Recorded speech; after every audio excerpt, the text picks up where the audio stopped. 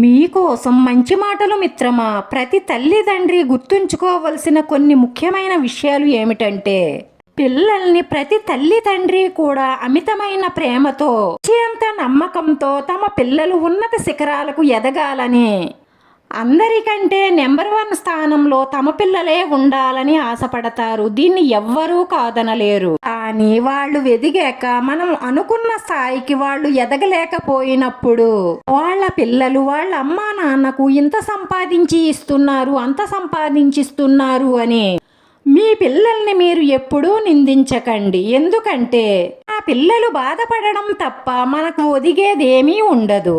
మనం అదృష్టవంతులం అయితే మన పిల్లలు కూడా వాళ్ళకలాగే సంపాదించేవారు. మనమే దురదృష్టవంతులం అనుకోండి, సంతోషంగా ఉండగలుగుతారు. అలాగే పిల్లలు తెలుసుకోవలసిన నీతి ఏమిటి అంటే, ప్రతి తల్లిదండ్రి కూడా వాళ్ళ స్థాయికి మించే పిల్లలను పెంచుతారు. తమ ప్రాణాలు అడ్డుపెట్టైనా పిల్లల్ని కాపాడుతూ ఉంటారు. పిల్లల మీద పెట్టుకున్న నమ్మకం, ప్రేమ కొద్దీ ఒక మాట అన్నారని మీరు బాధ పెట్టుకోకండి. మీ తల్లిదండ్రులు ఎన్నో త్యాగాలు చేస్తే ఈ రోజున మీరు ఇలా ఉన్నారన్నది మాత్రం గుర్తుంచుకోండి. కొంతమంది పిల్లలైతే తల్లిదండ్రులను నిందిస్తూ ఉంటారు. వాళ్ళ అమ్మా నాన్న అంత సంపాదించి ఇచ్చారు, ఇంత సంపాదించి ఇచ్చారు అని.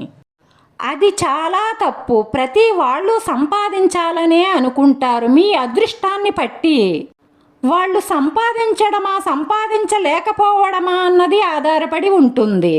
వాళ్ళు సంపాదించి ఉంటే తినేవాళ్ళు మీరే కనుక మీరే దురదృష్టవంతులని సరిపెట్టుకోండి. సంతోషంగా జీవించగలుగుతారు. ఈ కలియుగంలో ప్రతి మనిషి కూడా ఎదుటివాడి తప్పులను ఎంచడం తప్ప తన తప్పును తను తెలుసుకోవడం లేదు. అందుకే సంతోషంగా ప్రశాంతంగా జీవించలేకపోతున్నాడు. ఎదుటివారి తప్పులను ఏలెత్తి చూపడం మానేసి మనలో ఉన్న తప్పులను దిద్దుకుంటే మన జీవితాలు ఎంతో సంతోషమయంగా స్వర్గధామంగా ఉంటాయి. ప్రతి మనిషి కూడా బాగా గుర్తుంచుకోవలసిన విషయం ఏమిటి అంటే, మీకు కోపం వచ్చినప్పుడు 5 నిమిషాలు ఒంటరిగా మౌనంగా ఉండండి. ఎదుటివారి మనసును ముక్కలు చేసే పాపం మూటగట్టుకోకుండా మీరు ప్రశాంతంగా ఉంటారు. వాళ్ళను ప్రశాంతంగా ఉంచినట్లవుతుంది. ఇది మాత్రం బాగా గుర్తుంచుకోండి. మనల్ని అర్థం చేసుకునే వారితో మనం ఎక్కువగా వాదించవలసిన అవసరమే లేదు. మనల్ని నిజంగా కావాలి అనుకునే వాళ్ళ దగ్గర ఎవరేం చెప్పినా భయపడవలసిన అవసరమే లేదు. అలాగే నిన్ను ఇష్టపడిన వాళ్లకు నువ్వు ఎప్పుడూ కూడా సంజాయిషీ చెప్పవలసిన అవసరం లేదు. నీకు వాళ్ళంటే ఎంత ప్రేమో పదే పదే చెప్పనవసరం లేదు. అలాగే నిన్ను వద్దు అనుకున్న వాళ్ళ వెంటపడి నీ సమయాన్ని వృధా చేసుకోవలసిన అవసరం లేదు. నువ్వంటే పడని వారికి నువ్వేంటో నిరూపించుకునే ప్రయత్నం కూడా చెయ్యవలసిన అవసరం లేదు. ఎందుకంటే బంధం అంటే ఇక్కడ 2 మనుషుల కలయిక కాదు, 2 మనసుల యొక్క కలయిక. ఈ క్షణం మాత్రమే మనది. మరో క్షణం ఏం జరుగుతుందో మనకే తెలియదు. మరి ఎందుకు గొప్పగా మొదలైన ఈ రోజుని మరి పట్టించుకోవడం కూడా లేదు. ఈ క్షణం నీ చేతుల్లో ఉంది. ఇది మాత్రమే నీ సొంతం. ఈ క్షణాలను వదలకు. ఎందుకంటే రాబోయే కాలం ఏం తీసుకుని వస్తుందో తెలియదు. కాబట్టి ఇప్పుడే ఇక్కడే నీ సంతోషాలను, నీ అనుభవాలను మూట కట్టుకుని రేపటి కోసం ఎదురుచూడు. అంతేకాని ఎక్కువ ఆశలు పెట్టుకోకు. నీకు నువ్వు అనుకున్నవన్నీ నిజమైపోతే నీ జీవితం నీకే లోకువైపోతుంది. అందుకే భగవంతుడు రాబోయే ప్రతి గడియను గమ్మత్తుగా నీకు పరిచయం చేస్తాడు. దానికోసం వేచి చూడు. ప్రస్తుతంలోనే 100 ఏళ్ల ఆనందాన్ని వెతుక్కో. నువ్వు వేసే ప్రతి అడుగులోనూ ఎన్నో భయాలుంటాయి. సంపాదించాలి, ఎవరికి ఏ లోటు రాకుండా చూసుకోవాలి. మరి ఇన్ని ఆలోచనలను మోస్తున్న నువ్వు మరి ఎందుకని నిన్ను నువ్వు తక్కువ చేసి చూసుకుంటున్నావు? నువ్వు కోరుకున్న ప్రతిదీ నువ్వు సాధించలేకపోవచ్చు. కానీ నువ్వు సాధించినవన్నీ కూడా గొప్ప గొప్ప విజయాలే. ఈ దినదిన యుద్ధంలో ఒక మధ్యతరగతి కుటుంబాన్ని లాక్కు వస్తున్న వీరుడువు నువ్వు. అలాంటి నిన్ను దాటేదెవడు? నీతో పోటీ పడేదెవడు? నువ్వు ఒక అడుగు వెనక్కి వేస్తే అది నీ పరిస్థితి వల్ల కావచ్చు. నువ్వు పోటీకి దూరంగా ఉన్నావు అంటే అది నీకుండే గజిబిజి జీవితం వల్ల కావచ్చు. అంతేకాని నువ్వెందులోనూ తీసిపోలేదు.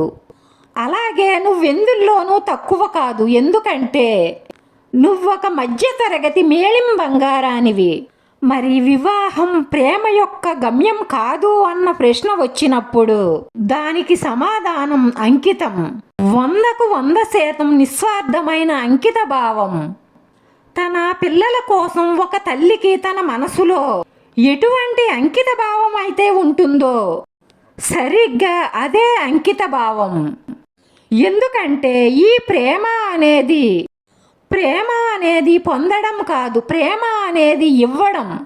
గుర్తుంచుకోండి, తనలోని తనకి, తన అస్తిత్వానికి, తన ఆత్మకి పూర్తిగా అంకితం ఇవ్వడం. ఇద్దరు మనసులు కలిస్తే ఒకటే మనసు. అదే వివాహ బంధానికి ఉన్న అర్థం. ఈ ప్రేమ అనేది భౌతికంగానూ శారీరకంగానూ కాదు. ఈ ప్రేమ తన ఆత్మకు తానే లొంగిపోవడం. ఈ వివాహం అనేది కేవలం సంబంధం మాత్రమే. దానిలో ఏ తప్పు కూడా లేనే లేదు. వివాహం అనేది ప్రేమ ఒక్క పరిమితి మాత్రం కాదు. ఈ ప్రేమ ఎంతో అద్భుతమైనది, అలాగే అనంతమైనది.